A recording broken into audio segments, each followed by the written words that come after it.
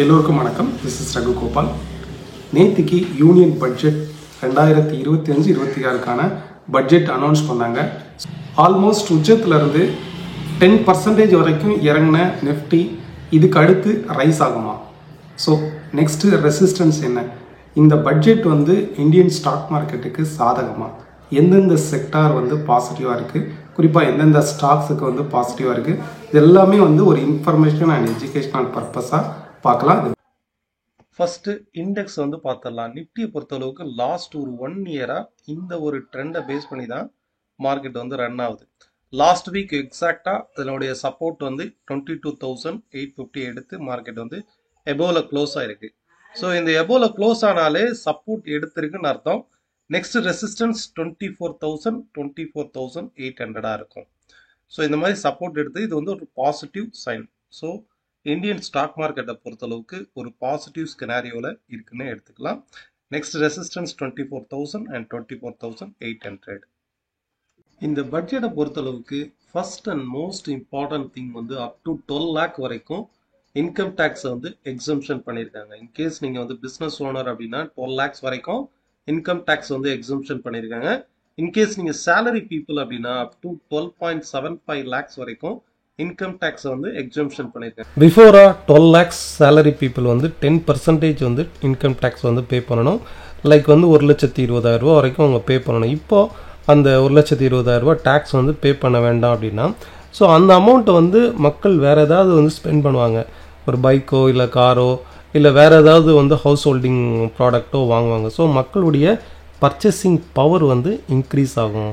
So first benefit அடைகிறது FMCG sector, automobile sector.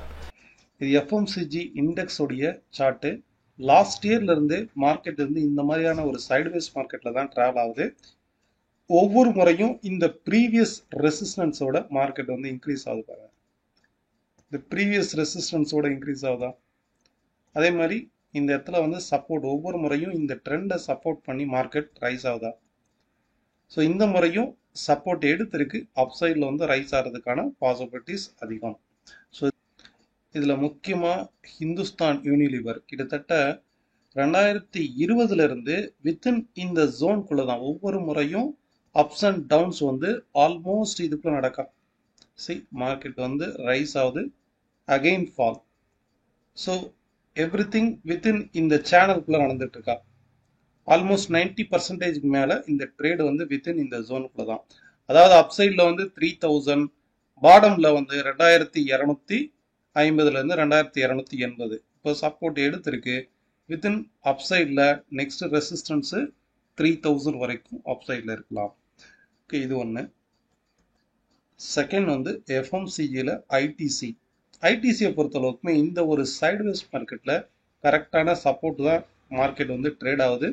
இதுவுமே ஒவ்வொரு முறையும் இந்த ப்ரீவியஸ் ரெசிஸ்டன்ஸை விட அதிகமாக தான் ட்ரேட் ஆகுது. இப்போ இந்த இடத்துல பிரேக் அவுட் ஆயிருக்கு, அகெயின் பிரேக் அவுட் ஆகிட்டு அந்த ரீடெஸ்டிங் பொசிஷனில் தான் சப்போர்ட் எடுத்து மேலே ரைஸ் ஆகுது. ஸோ இதுவுமே ஒரு பாசிட்டிவான திங் தான். அதாவது அதனுடைய ப்ரைஸ் 500 rupeesலேருந்து 505 இந்த ஜோனில் சப்போர்ட் எடுத்து ஷார்ப் அப்சைட் ரைஸ் ஆகுதா. ஸோ மார்க்கெட் வித்தின் ஒரு ஷார்ட் டைம் பீரியடில் பவுன்ஸ் ஆகிறதுக்கான பாசிபிலிட்டிஸ் இருக்குது. இதனுடைய இமீடியட் ரெசிஸ்டன்ஸ்னா 590, ஃபர்தரா 660ங்கிறது நெக்ஸ்ட் ரெசிஸ்டன்ஸாக இருக்கும். Okay, ICICI Prudential insurance. So இந்த ஸ்டாக்கை பொறுத்தளவுக்கு பாருங்கள், சைடுவேஸ் மார்க்கெட்டு இந்த சைடுவேஸ் மார்க்கெட்டுடைய பாடம் சப்போர்ட்டில் தான் ட்ரேட் ஆகுது. ஓகே, திஸ் இஸ் ஆல்சோ ஒரு பாசிட்டிவான ஒரு ட்ரெண்டு தான். SBI life insurance. ஸோ இதுவுமே ஒரு சைடுவேஸ் மார்க்கெட்டு தான். ஓகே, செகண்ட் பார்த்தீங்கன்னா இந்த பட்ஜெட்டில் மோஸ்ட் ஹைலைட் பண்ணியிருக்கிறது இன்சூரன்ஸ் செக்டாருக்கு ஹைலைட் பண்ணியிருக்காங்க. ஏன்னா இன்சூரன்ஸ் செக்டாரில் பிஃபோராக 74% வரைக்கும் ஃபாரின் டைரக்ட் இன்வெஸ்ட்மெண்ட் அலோவ் பண்ணியிருக்காங்க. இப்போது 100% ஃபாரின் டைரக்ட் இன்வெஸ்ட்மெண்ட் இந்த இன்சூரன்ஸ் செக்டாருக்கு அலோவ் பண்ணியிருக்காங்க. லைக் ஃபிஷரி இண்டஸ்ட்ரி, இந்த மீன்பிடி எக்ஸ்போர்ட்ஸை இன்க்ரீஸ் பண்ணுறதுக்காக லைக் எக்ஸம்ஷன்ஸ் கொடுத்துருக்காங்க. அந்த ஃப்ரோசன் ஃபுட்ஸ்க்குலாம் டேக்ஸ் எக்ஸம்ஷன் கொடுத்துருக்காங்க. Like Godrej Agrovet, Apex Frozen Foods, Avanti Feeds, so இந்த கம்பெனிஸ் எல்லாமே வந்து பாசிட்டிவாக இருக்கும். க்ரூட் ஆயிலை பொறுத்தளவுக்கு லாஸ்ட் ஒரு 1.5 மந்த்து இந்த ஒரு சைடுவேஸ் மார்க்கெட்டில் தான் அப் சைடில் வந்து ரைஸ் ஆயிருக்கு. ஸோ இந்த ட்ரெண்டோடைய சப்போர்ட்டில் எக்ஸாக்டாக ட்ரேட் ஆகுது பாருங்கள். ரைட்னோ வந்து 6300ங்கிறது வந்து ஒரு பெஸ்ட்டு சப்போர்ட்டாக இருக்கும். சரி, மார்க்கெட் வந்து திரும்பவும் அப் சைடு ரைஸ் ஆக போகிறதுங்கிறத எப்படி நம்ம கன்ஃபார்ம் பண்ண முடியும்? இந்த சைடுவேஸ் டவுன் ட்ரெண்ட் இருக்கு இல்லையா, பொசிஷனலாக நமக்கு வந்து சப்போர்ட்டில் இருக்குது. அட் த சேம் டைம் இது வரைக்கும் இந்த சைடுவேஸ் மார்க்கெட் வந்து ட்ரேட் ஆயிருக்கு இல்லையா, இது பிரேக் அவுட் ஆயிடுச்சு அப்படின்னாலே ட்ரெண்ட் வந்து அப் ட்ரெண்ட் ஆயிருக்குன்னு அர்த்தம். இந்த இடத்துல பிரேக் அவுட் ஆயிருக்கா.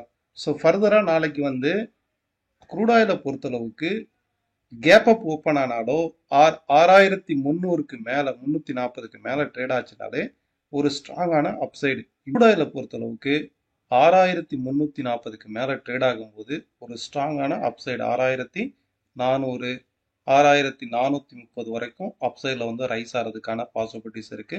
ஸோ க்ரூட் வந்து சப்போர்ட் பொசிஷனலாக சப்போர்ட்டும் எடுத்திருக்கு, ஷார்ட் டேர்மில் பிரேக் அவுட்டும் ஆயிருக்கு. ஸோ பாசிட்டிவாக இருக்கிறதுக்கான பாசிபிலிட்டிஸ் இருக்கு. நம்ம கண்டக்ட் பண்ணக்கூடிய ஆன்லைன் கிளாஸ் நெக்ஸ்ட் பேட்ச் வந்து February 5th வந்து இருக்கும். டைரக்ட் லைவ் கிளாஸஸும் February 5th இருக்கும். 1 டே டெக்னிக்கல் ஒர்க் ஷாப் வந்து February 9th இருக்கும். இன்ட்ரெஸ்ட் பீப்புள் கீரோட இந்த வாட்ஸ்அப் நம்பருக்கு காண்டாக்ட் பண்ணுங்கள். Thank you all of you. இதே போல் இன்னொரு வீடியோவில் பார்க்கலாம்.